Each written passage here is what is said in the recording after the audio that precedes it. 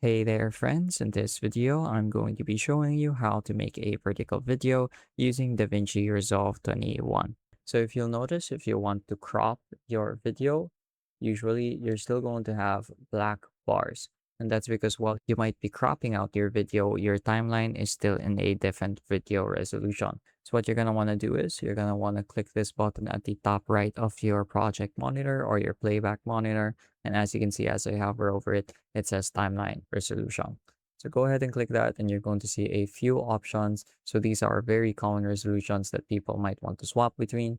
As you can see right now, it's set to the standard full HD landscape. But if you'd like, you can set it to portrait mode just that quickly. So it's just 2 clicks. And as you can see, the video has automatically been cropped to the specified resolution.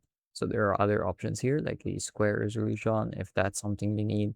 But overall, this just makes the process of editing videos for your social media pages or maybe your shorts or Instagram reels a lot faster. So you can always change the position and the scale of your video here in the transform settings in your inspector. And you can also very easily just use the transform tool right here as so.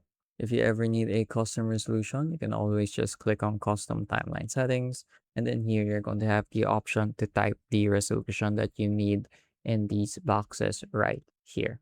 That's pretty much it for this video though. Really quick and really easy. Just takes a few clicks and some familiarity. Once you get used to it, it's going to be like second nature. I hope I was able to teach you something new and something useful. And as always, thank you for watching.